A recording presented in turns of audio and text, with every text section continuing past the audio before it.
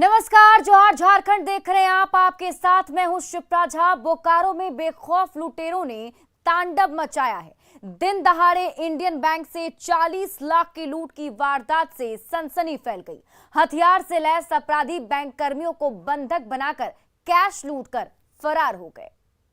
बोकारो में Indian bank में डकैती, दिन दहाड़े 40 लाख की लूट, हथियार से लैस अपराधियों का तांडव, बैंक कर्मियों को बंधक बनाकर लूटे कैश।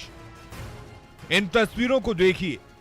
1, 2, 3, 4, 5 और 6 बेखौफ लुटेरों की बैंक में एंट्री देखिए, जिन्होंने इंडियन बैंक में 40 लाख की डकैती की वारदात को अंजाम दिया है। हथियार और बम से लैस ये अपराधी बाइक पर सवार होकर फुल प्लानिंग के साथ आए थे और दिन दहाड़े इंडियन बैंक में घुसकर लूट की बड़ी वारदात को अंजाम देकर फरार हो गए। लूट की इस बड़ी वारदात से इलाके में सनसनी फैल गई। दिन के 1 बजे 3 बाइक पर सवार होकर 6 अपराधी आते हैं और बैंक के अंदर प्रवेश कर लगभग 40 लाख रुपए की लूट करके चले जाते हैं। हम तस्वीर दिखाना चाहते हैं कि यही वो इंडियन बैंक है। इसी के जो मेन गेट है, इसके सामने से अपराधी प्रवेश करते हैं और सीधे गार्ड को घायल करते हैं और अंदर जाकर कैशियर से जो है उससे चाबी लेते हैं और लॉकर खोलकर अब 40 लाख रुपए लगभग की राशि ले जाते हैं। साथ ही अपराधी जो 6 आते हैं, वो कुछ लोग नकाबपोश होते हैं जो मास्क पहन कर आते हैं और कुछ लोग जो है हथियार, हाथ में पिस्टल रहता है और बम रहता है और ये मौके पर एक बम को इसलिए छोड़कर चले जाते हैं कि ताकि बैंक कर्मी तुरंत इस पर रिएक्ट नहीं कर पाए। लूट की घटना में शामिल सभी अपराधियों ने मास्क पहन रखा था। अपराधी पिस्टल और देसी बम से लैस थे। अपराधियों ने बैंक में घुसने से पहले सीसीटीवी कैमरा का कनेक्शन काट दिया, फिर बैंक में घुसते ही बैंक के सुरक्षा गार्ड को घायल कर दिया। फिर शुरू हो गया अपराधियों का तांडव। अपराधियों ने बैंक कर्मियों को बाथरूम में बंद कर महिला कैशियर और गार्ड को कब्जे में ले लिया। फिर कैशियर से लॉकर की चाबी लेकर सारा कैश बटोरने के बाद कैश काउंटर में रखे रुपये भी लेकर अपराधी फरार हो गए। घटना के बाद पुलिस ने बैंक के अंदर रखे एक जिंदा बम को बरामद किया। पहले आया, इसके बाद में आया 4-5 को आगे पिस्टल का पूरा हम दोनों में लड़ाई हुआ। लास्ट में हमको बट से मार दिया, 5 को पकड़ के बस हम गिर गए। ये हमारा हथियार सब 6 की संख्या में अपराधी आए थे और यहाँ के जो कर्मचारी हैं और जो कस्टमर थे उनको बंधक बना के जो बैंक हम लोग को फिगर बता रहा है लगभग 39 लाख कुछ अमाउंट का बता रहा है। खैर ये वेरिफिकेशन की चीज़ें, 39 लाख रुपए यहाँ से लूट के ले गए हैं। हालांकि पुलिस का जरूर दावा है कि अपराधियों की तस्वीर उन्हें मिल गई है और जल्द मामले का खुलासा कर दिया जाएगा। लेकिन दिन दहाड़े बैंक की डकैती की इस वारदात से कई सवाल खड़े हो रहे हैं। क्या अपराधियों में खाकी का खौफ खत्म हो गया है? आखिर लुटेरे हथियार और बम के साथ बैंक में कैसे घुसे? बैंक में लूट की वारदात की भनक पुलिस को क्यों नहीं लगी?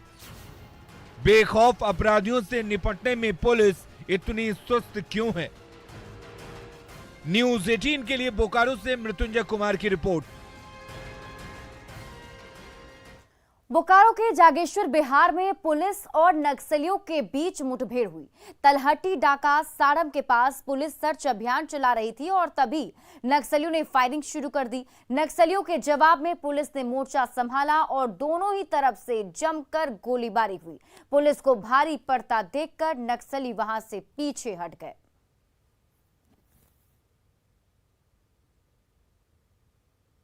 हमारी टीम निकली हुई थी आज सुबह करीब 6:15 साढ़े 6 बजे के आसपास। उन लोग को सामने वाले साइड से, जो कि डाका सारम जागेश्वर बिहार थाना क्षेत्र में है, लोगों के फुटहिल पे है, नक्सलियों के द्वारा 3 राउंड लगभग फायरिंग की गई। संभवतः फोर्स को अपने तरफ आता देख उन्होंने ये फायरिंग किया होगा, जिसके जवाब में हमारे फोर्सेज के द्वारा भी फायरिंग की गई और उसी क्रम में जो नक्सल है वहाँ से वो भाग गए। और दिल्ली में बाबूलाल मरांडी ने मांडर में धर्म परिवर्तन के मुद्दे पर अपना बयान दिया है।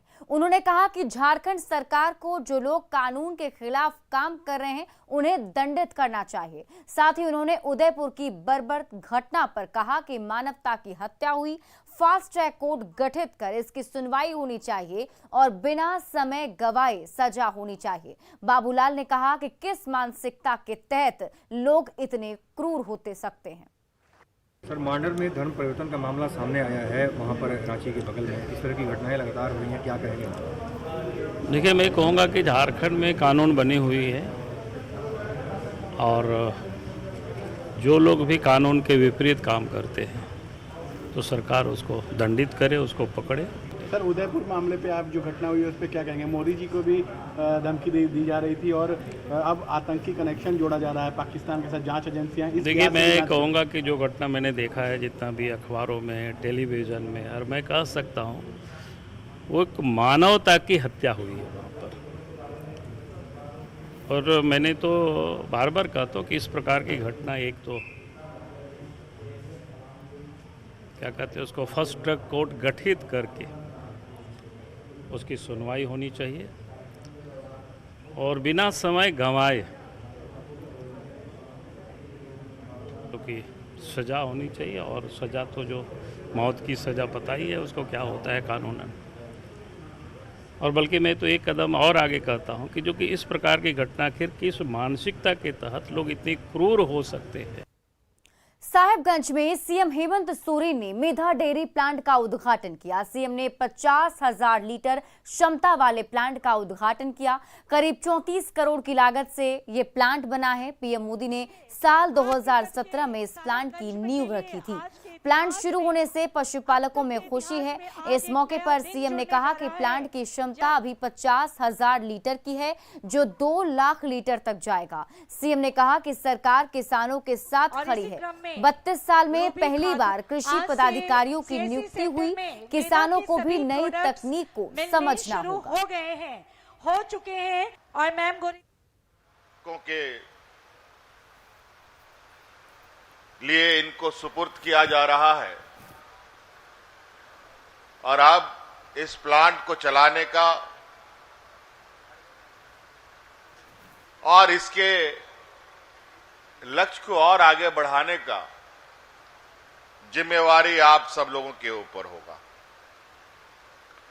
हम एक संसाधन उपलब्ध कराने का माध्यम हो सकते हैं और ये आज का दिन हमारा दिन नहीं है, ये आज का दिन यहां के किसानों के लिए, आज का यह दिन यहां के पशुपालकों के लिए, यहां का आज का ये दिन आप सब लोगों के लिए। पता नहीं कितने वर्षों से या कितने समय से आस जो रहे होंगे कि ये कब इसका उद्घाटन होगा, कब इससे लोगों को फायदा मिलेगा। और मुझे पूरा विश्वास है, अभी कुछ समय पहले सारट में भी इस तरीके का डेयरी का उद्घाटन हुआ है, ये दूसरा है, तीसरा अभी पलामू में भी होना है। झारखंड के सीएम हेमंत सोरेन 2 दिवसीय दौरे पर संथाल परगना में हैं। मुख्यमंत्री हेमंत सोरेन ने आज गोड्डा जिला अंतर्गत बरहेट विधानसभा क्षेत्र के सुंदर पहाड़ी स्थित डमरू हाट मैदान में कार्यकर्ताओं को संबोधित किया। साथ ही लाभुकों के बीच परिसंपत्तियों का वितरण किया गया। सीएम हेमंत सोरेन ने कार्यक्रम में कहा कि सरकार अलग अलग योजनाओं के माध्यम से राज्यों के किसानों, मजदूरों और जवानों को स्वावलंबी बनाने में जुटी हुई है, क्योंकि ये मजबूत होंगे तभी ये राज्य मजबूत हो सकता है और विकास के पथ पर चल सकता है। इस वजह से ऐसी कार्य योजना बनाई गई है कि गरीब और निचले तबके के लोगों की प्रगति हो सके। ये प्रोग्राम आप लोगों के लिए बनाया गया है, इसलिए हम बहुत ज्यादा नहीं कहना चाहेंगे, क्योंकि सरकार की परिसंपत्तियां जो हम ग्रामीणों के लिए जो काम कर रहे हैं उसको आप तक पहुंचाना आज के इस कार्य का उद्देश्य है। सरकार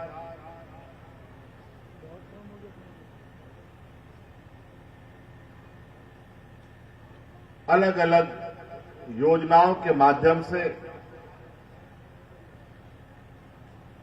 आज राज्य के किसानों को, मजदूरों को, नौजवानों को स्वावलंबी बनाने में लगातार प्रयासरत है। और हमारा ये मानना है कि आज हमारा गांव मजबूत होगा,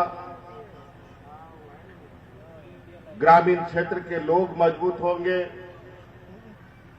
हमारे किसान मजबूत होंगे, तभी ये राज्य मजबूत हो सकता है। और आइए अब देखते हैं झारखंड 2020।